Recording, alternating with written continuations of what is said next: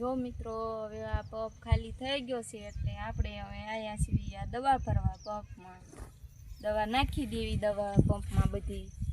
એક આ દવા છે એક આ છે અને એક આ છે અને એક આ છે બનાવેલી કાળી આ 3 દવાનો છંટકાવ કરવાનો છે કપામાં એટલે હવે પંપમાં આપણે દવા નાખી દેવી।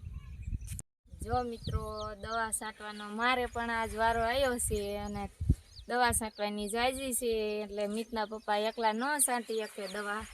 એટલે જે 500 પંપ તો છટાવવું ને તોય મિતલાના પપ્પાને અમારે એટલો તો પોરો મળે થોડોક થાકી ન રહે આખો દી છાંટે એટલે થાકી રહે એટલે છટાવી થોડીક દવા જાજી છાંટવાની છે અને કપા મોટો થઈ ગયો છે એટલે દવા છાંટ દેવી આખો દી છાંટશું તો છટાઈ રહી છે દવા કપા બહુ મોટો થઈ ગયો છે।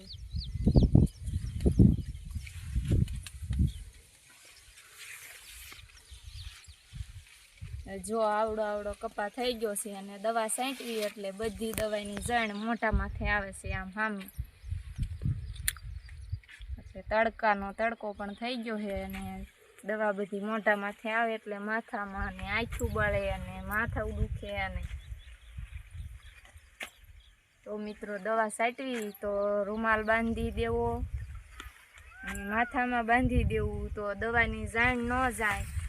મોઢામાં ન જાય માથામાં બધે મોઢે ઉડે એટલે આ દવા આકરી આવે એટલે દવા બળે મોઢે ને બધે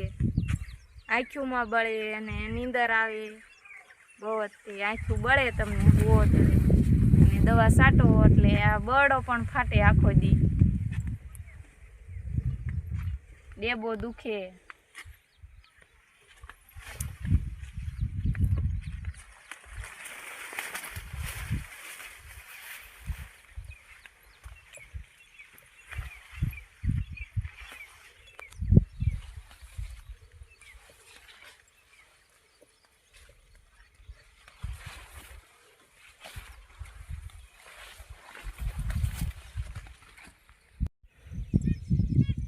જો અહીંયાથી છાંટવાની છે અને ઠેઠ ઓલા પણ લગણ છાંટવાની છે આમાં શેઢા લગણ એટલે 30 પંપ થશે એટલે દવા બધી જે છાંટવાની જાજી બાકી છે ને દવા છાંટી દેવી બધી 30 પંપ થશે।